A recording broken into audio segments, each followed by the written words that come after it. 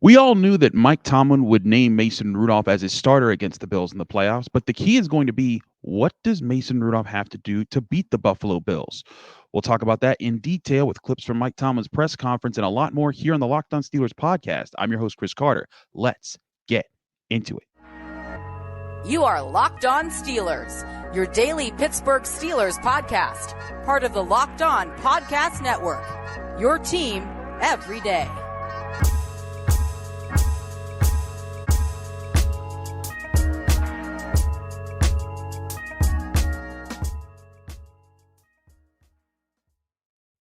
Hello, welcome to the Locked On Steelers podcast. I'm your host, Chris Carter, bringing you your daily dose of all things in the Pittsburgh Steelers. As always, you can find the show on your favorite podcasting apps and on YouTube. Like this video if you enjoy it. Subscribe to this YouTube channel to get all of your daily Monday through Friday episodes, as well as our bonus content. We thank you for making us your first listen every day because we're your team every day. And today's episode is brought to you by Jace Medical.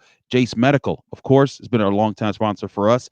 Empower yourself when you purchase a Jace case, providing you with personal supplies of 5 antibiotics that treat 50 or more infections. Get yours today at jacemedical.com. Use code LOCKEDON to get $20 off your order at JASE medical.com. Now, for those of you watching on YouTube, you're probably wondering, Chris, where the heck are you? You're not obviously in your normal office. Well, thanks to Alan Saunders challenging Mother Nature and trying to give Mother Nature 3 skulls my show yesterday, Mother Nature decided to take the power out of my house. So I had to figure out a new situation. So thankfully, the good people here at the University of Pittsburgh let me get in the media room early because I had to cover Pitt versus Duke, 9 p.m. tip-off at the Pete. And I wanted to get my episode done for them because I didn't want to be up till 4 in the morning again doing podcasts. So I'm here in the media room at the Peterson Event Center. Please pardon my dust while we're on the road. We try to get you the content here all the time, no matter what the circumstances. But let's get to what I was talking about. Mason Rudolph. Now, a lot of people are going to make this Steelers-Bills matchup about Mason versus Josh Allen. And let's get it. Don't buy into that. Like, in a way, sure, Mason Rudolph is going to have to contend in a game where the other team has an MVP candidate, a guy who's led the league in touchdowns, also interceptions, but also touchdowns. He's been a phenomenal player for years, one of the best quarterbacks in the NFL. But I want you to steer away from that. That is taking you away from the conversation, from the focus of what this game has to be made about if the Steelers want to win. There's a significant part of the recent Steelers-Bills history and how they've played out that shows the bar that Mason Rudolph has to meet. And you look at their last 4 games. Since Sean McDermott took over, I believe the Steelers are 1-3 against the Bills. Let's go over those 4 games, and there's a key element to quarterback play that features in all of them. Go back to their first matchup in 2019. Devlin Hodges throws 4 interceptions, has a 43.9 passer rating. They lose 17-10. Despite 4 interceptions, they only lost by a touchdown. In 2020, Ben Roethlisberger threw 2 touchdowns, but also threw 2 interceptions. One of those was a pick 6. He had a passer rating of 65.9. They lost 26-15. They kept it close until they couldn't really do anything in the third quarter. Then their most recent loss was in 2022. That was the one that got away from them. Kenny Pickett started, only threw 1 interception, but no touchdowns, passer rating of 74.8.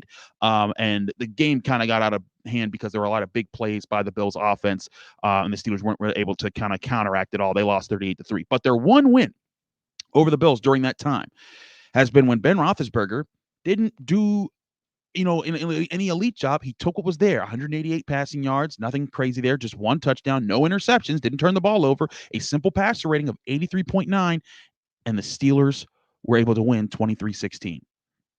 The difference there, Ben Roethlisberger. He didn't have to be a superstar in that game. And it's not saying that, and that's the thing there. He wasn't Big Ben prime. That was old man Big Ben. That was him just taking what was there, sticking to the game plan, and managing the game and letting the rest of the team make the big plays. In all the games the Steelers lost to the Bills in those other 3, the QB didn't stick to the game plan. They made huge mistakes in those games, and those mistakes proved costly. And that's why I'm saying Mason Rudolph, if he sticks to the game plan, if he takes what's there, if he reads the field, doesn't have to make elite throws, doesn't have to shrug off 3 guys, throw in a touchdown, 80 yards downfield. Just read what the Bills are trying to take away, attack what they're not taking away, and you got a shot in this game. Not just a real shot, that'll give you an advantage in this game. And frankly, that's what Mason Rudolph has done the last 3 games. Perfect example. if you go back to the Ravens game, the first third down the Steelers had where he threw an incomplete pass, one of his 2 incomplete passes, by the way, on Sunday, and he almost threw an interception. It was a bad throw, bad read, but the Ravens fooled him. And sometimes you get fooled. And it was a play where the Ravens showed 2 deep. They had 2 of their safeties backed off. It looked like, okay, they're running 2 deep, man across the board. Those guys will be off. I'll get one-on-ones on the inside. All I need is my guy to win inside leverage and on the corner in front of him, and I'll be able to hit Allen Robinson down the seam, no problem. Well, the Ravens were faking the 2 deep coverage. Those safeties were keyed on the Steelers' inside receivers. And so what happened was Mason Rudolph took his eyes off the safety and thought, I got Allen Robinson. There's no safety help coming here because he has to stay back. And instead, the safety jumped the route and it was taken away. Now, interception didn't kill the Steelers, so they were able to come back to it. But the Steelers took note of that, and they were able to come into the game there and say, okay, let's plan to come back at that in a certain way. Pardon me if you hear random noises. That's, again, part of it being in the Pete here. There's just going to be random noises. But work with me here. So after that play, you remember the biggest play of the game was Deontay Johnson's touchdown. It was based off of reading that adjustment and seeing it the next time they did it. All they were doing was that disguise. It went on Deontay Johnson's touchdown. Similarly, a third down. The Steelers ran their tight ends as the interior guys. And they came out with another, the Ravens came out with another 2 deep safety look. And when they did that, the safeties stuck to the tight ends, and Mason Rudolph stared the safeties down, kept them focused on the tight ends, made them think, okay, he's going there again. And then as soon as he was looking off him, he wasn't even bothered with Allen Robinson, who ran a hitch route that would have gotten the first down. He said, nah, I'm setting this up. And that allowed Deontay Johnson slant. Once he won inside leverage, he took his eyes off Freiermuth, hit Johnson. Johnson, because the safety was so focused on Freiermuth, had the space to not only catch it, but take off for a 71-yard touchdown. Now, that's a really good read, and that's a standard read by an NFL quarterback who's understanding what defenses are doing and taking advantage of it, sticking to the game plan, being ready for in-game adjustments. That's all that's needed. It's not a superstar. It's not superstar. It's just, hey, making smart reads and letting Deontay Johnson do the rest of the work. Heck, Mike Tomlin even kind of blew it off and said, like, hey, this is part of the game when I asked him about it on Tuesday during his press conference. Here was Mike Tomlin in that moment when I asked him just to see, like, hey, what goes into stuff like that? And he was kind of like, yeah, it's football. On the tangible part of Mason, the early in the game, there was a third down where the safeties of the Ravens seemed to be focused on your interior receivers, and it seemed to be that was a similar look that led to the Deontay Johnson touchdown. What can you say about Mason's ability to adapt in game to what opponents have been doing to you guys week after week? That's just football. That happens each and every week through possession down play. You build your plan off of things that have transpired earlier in possession down play or what have you. That's occurring on both sides. That's just football. So right there, sorry, I was checking my phone. It fell on the floor for a second there. Again, pardon my dust. This is, we're being a hobo podcaster right here. We're doing it on the road. But that's the kind of stuff that you're asking Rudolph to do. It's just football. It's just standard football stuff. That's what you're talking about here. And I think that that those are the things that Mason Rudolph does well. He doesn't panic. Even when things have been up against him, he sticks with the game plan, and they make plays. And he sticks to what the Steelers are doing. He lets his guys make plays, and he looks at the defense, takes what's there, studies, and he's ready. Those have all been good things. My gosh, I wish they would turn off that alarm. But again, that's all that's being asked of Mason Rudolph. He's not being asked to do not Kenny Pickett, excuse me. He's not asked to do Josh Allen things. He's not being asked to do Lamar Jackson or Patrick Mahomes things. He's just asking, hey, when they show you these looks, we're preparing you for it. Take what's there. And if he does it, the Steelers are going to be in a really good position with this game. Because again, the one time they had that in the last 4 meetings against the Bills, that's the one game they won. In all the others, when they didn't have that, those are the games they lost. That could be a huge deciding factor. And Mason Rudolph has accomplished that for 3 straight games. He has a passer rating of over 112 in all 3 of those games. Ben Roethlisberger's passer rating in the one game was 83.9. So if he does 112, that probably means that he had a very solid day. But as we've seen the reports, the weather's going to be crazy again. Maybe not as crazy as it was in Baltimore, but it's going to be really cold. It's going to be really windy. It's supposed to be 60 miles per hour gusts at the start of kickoff, and then eventually down to like 30 miles per hour to sustain throughout the game. That's going to make throwing the ball really tough. And that's where running the ball it's going to be needed. And that's why there's a key factor in this and how the Steelers run the ball and something they do specifically with their offensive line that will be key, that I'll point out that they need to do to the Bills to win. We'll talk about more on that after this here on the Locked On Steelers podcast. But first, I want to remind you that we're sponsored by Jace Medical, which brings you the Jace case.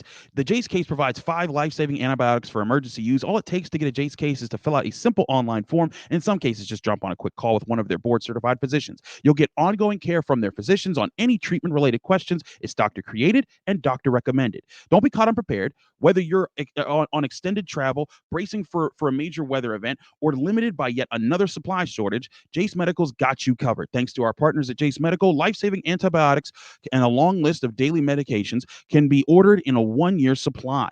Even ED generics like Cialis and Viagra apply to this. Jace handles everything from online evaluation to licensed pharmacy medication delivery and ongoing consultation and care. Jace Medical is simple. You go online, fill out a form, and then you get prescription life-saving medications delivered right to your door. The Jace Medical gives you peace of mind so that you are not just hoping that you have access to the medication in an emergency. Jace Medical makes sure that you have medication in hand. Go online right now at jacemedical.com to receive your 12-month supply on your daily medication. Remember to use promo code LOCKEDON at checkout for a discount as well. If you are someone you love, can get some peace of mind, you can do that by going to Jace Medical and getting a Jace case by going to jacemedical.com to see if it's offered for you. Remember to use promo code LOCKEDON. That's LOCKEDON when you go to jacemedical.com for $20 off your purchase.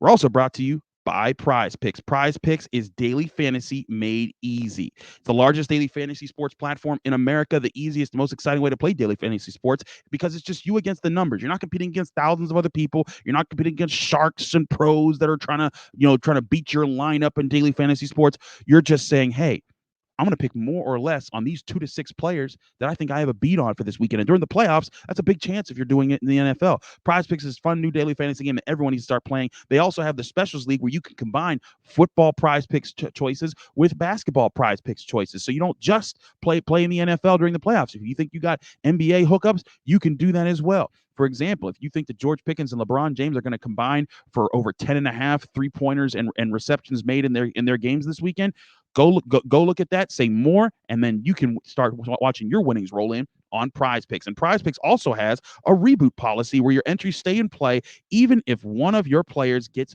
injured. For NFL and college football 25 matchups, which are now over, you have a player who, if you have a player who exits the game in the first half but doesn't return in the second, that player's rebooted. That makes PrizePicks the only daily fantasy sports platform that offers injury insurance. PrizePicks also includes the NFL, the NBA, the NHL, and college sports, and so much more. Download the PrizePicks app today and go to prizepicks.com to sign up and play daily fantasy sports. That's prizepicks.com/LockedOnNFL. Use code LockedOnNFL for a first deposit match up to $100. That's prizepicks.com/LockedOnNFL. Use code LockedOnNFL for a first deposit match up to $100.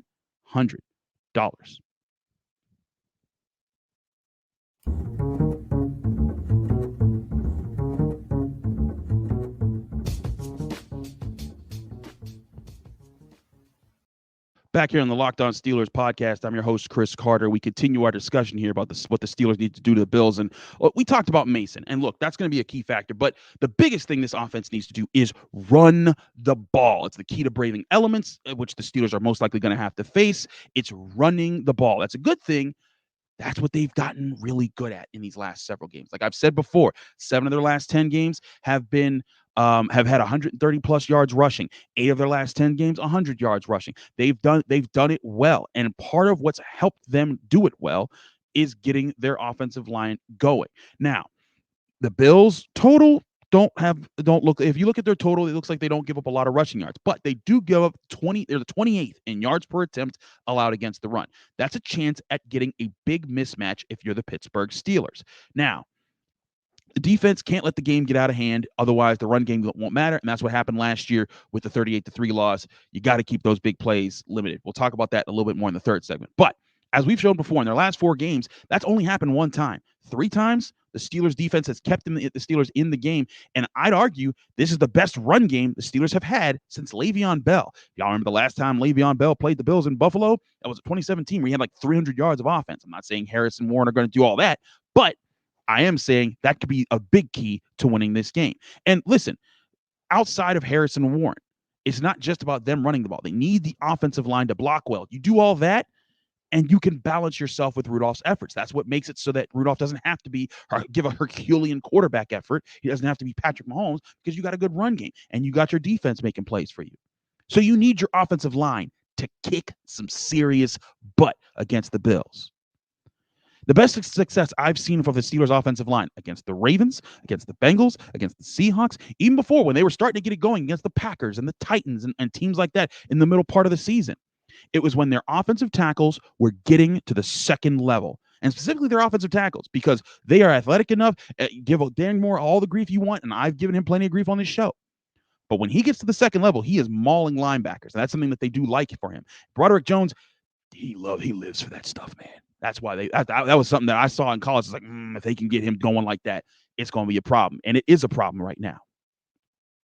But to do that consistently, to get your offensive tackles to get to the second level consistently, teams are going to try to counter that. They're going to say, okay, we got to put guys in certain gaps to make sure that if they do that, it's going to blow up the entire play. So to do that, you have to come up with different concepts, different looks, different disguises, move other linemen to different places. And that's what the Steelers' offensive line has done well this year. Especially in the past month, the guards using trap blocks in the middle part of the offensive line have opened plays up for the Steelers, like Najee Harris's touchdown against the Ravens. Isaac Seumalo pulls down the line. That allows James Daniels and Mason Cole to focus on the guys at the line of scrimmage. And then Seumalo crushes the defensive tackle, Metabuike, who's a really good defensive tackle, by the way, takes him out, pancakes him, and that allows Broderick Jones and Dan Moore Jr. to get to the second level. They get to the linebackers, they seal them off. That, by the way, when I say the second level, I mean the linebackers. That's what I'm talking about. They both sealed them off, and that created the lane for Najee Harris to hit his gap and get to the end zone. And James Daniels done the pull. They've done it with both guards. James Daniels will set traps on one side. Seumalo will set traps on the other. Those are really good things. But you also need to be able to do that with different people, because really good linebackers like Patrick Queen and Roquan Smith, and this will come up again if they play the Ravens again, and those guys both will be on the field that time together. Really good linebackers, or even just studious linebackers. That is one of the biggest keys of defense, is to read the guards. If the guards often take you to the play. So if the Bills are looking at that, they're saying, you know what? When we see Isaac Seumalo pull this way, we are charging. We are going after that gap. We are taking that over. So you need ways to disguise it. Give them multiple looks. Say, okay, sometimes it's not the guard moving from out of his spot to block in another part of the line that allows Broderick Jones or Dan Moore Jr. to get to the second level. That's where the Steelers have been really creative with their run blocking lately. You look at Connor Hayward. He has been throwing some really good wham blocks. And I talked about this in our grade of him, why I gave him a star. Maybe I should have given him 2 stars, because the more I looked at it on film, he was doing such a good job coming from one side of the line to the other and just closing out on the defensive end, or being the trap block, the guy that can crush somebody. And it's that block there that allows Broderick Jones to say, hey, you know what? I'm not touching this defensive end over here. I'm not touching this outside linebacker. I'm getting to the Mike linebacker. I'm getting to the middle linebacker and helping create that crease for Jaylen Warren, Najee Harris, whoever's running the ball. That's been a big part of it. And part of what helps with Connor Hayward too, by the way, is the threat of the jet sweep, which the Steelers have still done on occasion. Not as much, but still have done. And because if that end over there, let's say, for example, there was one play where Connor Hayward did it really well. The end had to sit there because he didn't know if Connor Hayward was going to get the ball. That was going to be a quick read that he has to adjust. And if he takes himself out of the play, Connor Hayward might not even have to block him. So that's a big part of what the Steelers have done. They found different ways to do it. It's not just them. Sometimes Broderick Jones pulls. Sometimes Dan Moore pulls. But it's different ways to get your offensive line to the second level. And then when they do that, the running backs eat. I asked Mike Tomlin how the Steelers have gone about putting a plan together like that and all the work that goes into doing something like that. And he had some very interesting things to say about the Steelers' run game. Here's Mike Tomlin when I asked him that question, and Brooke Pryor from ESPN with a follow-up about Najee. Mike, you guys speaking on the growth of the run game. You guys seem to be getting your offensive tackles to the second level more consistently game after game. What goes into the work of guys like the pulling guards, the tight ends that are using wham blocks to create more opportunities like that, but with different looks? It's just schematics. We got things that we do. Obviously, what we choose to highlight week in and week out is dependent on the matchup, whether it's the schematic component of the matchup or the personnel component of the matchup. That's what we're doing on the front side of weeks like this. we're deciding what within our arsenal we choose to highlight based on those variables, and that's kind of the process for us. And so we've had some opportunity in recent weeks to do some of the things that you mentioned. Mike, what is it about Najee that he's able to come on as strong as he has in the last couple weeks of the season? He's a big back. We value big backs here in Pittsburgh. The attrition component, that is the season, the weather component, it's just teed up for guys with skill sets like his. Teed up for guys with skill sets like Najee Harris. This is a big chance for Najee Harris to make plays here. But again, he needs the help of his offensive line. And it's clear this offensive line has continued to find ways to figure out how to get to that second level and how to coordinate together. And it's been so huge this season. Now, the question is, can they do that against a playoff team? It would be huge. And maybe even the biggest key to the game. They've done it, but they've done it before against some playoff teams like the Rams. They've done it before in big games. Heck, they did it against the Seahawks, who weren't a great run defense, but they had linebackers like by the name of Bobby Wagner who could see things like that coming, and they were still able to get that kind of stuff off. Heck, the Ravens didn't even bench everybody on their defensive front, and they were able to do that to them. I think it's a really good sign that against a team like the Bills, they might, if they could pull it off there, that could be a huge. Now, if you want visual examples of that, you're like, Chris, I don't understand all these words you're saying. Don't worry. I've got a film study on this, and it's a first ever for me because all you have to do is go to post-gazette.com, the Pittsburgh Post-Gazette. I'm doing my first ever Steelers film study for them. I haven't done this before. It should be up by this morning if you're watching this or listening to this on Wednesday for the Wednesday episode here. It should be up by then. But the key of this will be to show the benefits of these types of plays and how it's become a bread and butter to the Steelers offense. Remember what I said early in the season when everyone was like, fire Matt Canada. I'm like, look, this Steelers offense needs bread and butter plays. And I think that they found some now. And also, I got to take a moment here to explain, like, this is awesome for me. I love film study articles. That's how I got my start. It's how I got noticed at BehindTheSteelCurtain.com. It was the first thing I did for DK Pittsburgh Sports, and I love doing it for Pitt football for the Post-Gazette, and it's something that I kind of miss doing about the Steelers because if you've seen my Twitter following at Carter Critiques, I've done it as film threads, but it's not the same on Twitter. It's not the same as writing about it and studying and putting into print for you guys. So it'll be there at post-gazette.com to see more what I'm talking about there. It's a bit of a moment for me because I've often dreamed about, man, like, what if I got that chance to write at that level on film stuff like that. So I'm pretty excited about that. I hope that you'll be too, and I hope that you enjoy it. Let me know if you do at Carter Critiques on Twitter, or just in this comment section if you really do enjoy it, or in the comment section at the Post-Gazette, because that'll be really awesome for me. So thank you so much for all the support there. Go check that film study article out.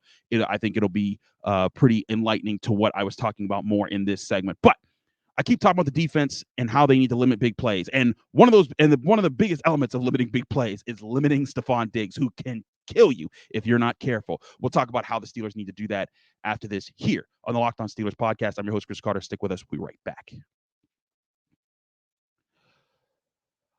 But first, I want to remind you that this show is also sponsored by BetterHelp Therapy Online. BetterHelp, it's the website and an app that you can go to where you can get help from licensed professional therapists. Life can be full of twists and turns. Plenty of times that I need to show up for myself, and I'm not sure how to. Well, that's where therapy comes in. Therapists have helped me before, and BetterHelp Online Therapy will help you assess your needs so that you can match with your own licensed professional therapist in less than 48 hours. It's not a crisis line. It's not self-help.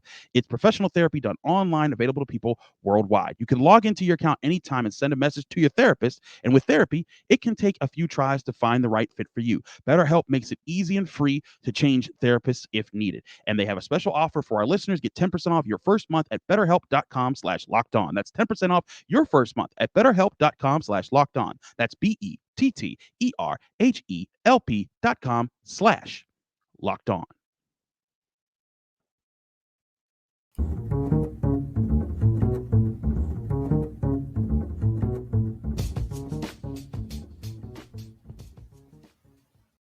Back here on the Locked On Steelers podcast, I'm your host, Chris Carter. We continue our show here just talking about this Steelers-Bills matchup. And let's talk about one of the biggest matchups of this game. And it's going to be, for most of the game, probably Joey Porter Jr. against one Stefan Diggs. And let me just say this, Stefan Diggs is a bad man. He's a bad man. And he's going to be so tough for this team to lock down. He's one of the baddest in the NFL. And it's going to be a tall task for Joey Porter Jr. to do this. But Joey has also gone up against plenty of top receivers this year. DeAndre Hopkins, Cooper Kupp, T. Higgins, Jamar Chase, etc. He's gone up against a bunch of them. But Diggs is still different. He's one of the craftiest route runners in the NFL. And Mike Tomlin had a lot to say about Diggs when I asked him about the challenge of guarding him. Here was Mike Tomlin talking about Stefan Diggs earlier on Tuesday when I asked him during his press conference. Mike, what does Stefan Diggs do that Joey and Patrick and whoever's going to cover him going to have to focus on to limit him? He is an elite route runner. He's an elite route runner. He is one of the best, if not the best. I remember when he came into the league, I was just really shocked by the maturity of his route running. When I saw that Keenan McCardell coached him at the University of Maryland, it made sense because I worked with Keenan years ago, man. Keenan was an elite route runner. And the spirit in which he approaches his craft is very similar. It's like, I imagine there's depth to that relationship. Got a lot of respect for him. So Mike Tomlin paying a lot of respect to Stefan Diggs there. Huge stuff, right? That's where Joey Porter Jr. is going to really have to step up. And let's be clear, Joey Porter Jr. has been very good this year. If you look among all the statistics of cornerbacks who have played at least 360 coverage snaps, so basically most starters in the league, he has the lowest completion percentage allowed at 45.6. No one has been better at that. He has the fewest receptions allowed of any quarterback who's been targeted at least 50 times. Those are very impressive numbers. And part of what he's done there is he's prepared well against each opponent and put himself in the position to guard better against those opponents so that quarterbacks don't want to take as many shots against him. And when they haven't been too successful. But that doesn't mean that he don't got space to grow. He is very handsy, and sometimes he can depend a little too much on that, and that can get him in trouble against a crafty route runner like Stefan Diggs. That's why this has to be one of his finest studies to prepare for what Diggs likes to do and how to counter it. Because that could be a big determining factor for how this game goes. And he could use some help from one Patrick Peterson, who's done that his entire career and been very studious in his game. It's why he's going to the Hall of Fame someday, is because he's been a studier. But as you might remember, as Patrick Peterson said a couple weeks on the show ago when we talked about him moving to safety, and I asked him, what gave him confidence that Joey Porter can kind of lead the cornerback position, and he was like, that guy studies, that guy prepares. It's the way he handles things. He steps up for those moments, and he studies a lot already. So that is already one of Porter's strengths. Now he's a rookie; he's going to have to build a lot more on that. It's not saying that he's ready to go right now to take on everybody that ever existed, but it is a sign that he's well ahead of where most rookies are in that department. And that could be a key element to playing well in this game against Stefan Diggs. Make no mistake, I am not saying that Joey Porter Jr. is going to nor needs to completely shut down Stefan Diggs. That is a very tall task. But if he limits him, and when I say limit, Stefan Diggs might get a touchdown in this game. Probably will. He's very talented. But if you keep him around 80-ish yards, like if you keep him around 80 or lower, don't let him get 120 yards. Don't let him be a game breaker. That's going to be the key. And if you do that, then all of a sudden the rest of the defense can say, okay, you got to worry about Gabe Davis. If he's healthy, he might not play. You got to worry about the tight ends. And Mike Tomlin brought up the tight end specifically during his press conference, so they know that they're focusing on that. But if you limit Diggs, all that other stuff becomes easier. And that's where a big part of this matchup could really come. And there's a lot of different parts of this matchup to still break down in this game. From other things the run game can do, other things Mason Rudolph can do, what George Pickens and Deontay Johnson have to do the corners, how the Steelers tight ends can get more involved in this game. We'll get more into those elements of this game here on the Locked On Steelers podcast with tomorrow's episode, which will be crossover Thursday. We talked to Joe Marino of the Locked On Bills podcast. That'll be a really fun episode. He's a great guy. We've had several conversations with him over the years. One of the smarter draft dudes out there too. So he studies film very well. I'm going to love talking with him. I'm sure you will love my talk with him. So tune in tomorrow for crossover Thursday here on the Locked On Steelers podcast. I'm your host, Chris Carter. Follow me on Twitter and Instagram at Carter Critiques. Read my work at the Pittsburgh Post-Gazette, post-gazette.com, including that Steelers offensive line and run game study that will be coming out today-ish on Wednesday when it publishes with the Post Gazette. So I'm pretty sure you guys will want to see that. But you can also check me out there at the North Shore Drive podcast on the Pittsburgh Post Gazette's website, also on the Locked On Steelers podcast right here on your favorite podcasting apps and on YouTube. Like this video if you enjoyed. Subscribe to this channel to get all of our daily Monday through Friday episodes. Again, catch me here tomorrow with Joe Marino from Locked On Bills when we do Crossover Thursday podcast, getting you ready for Steelers Bills in the playoffs.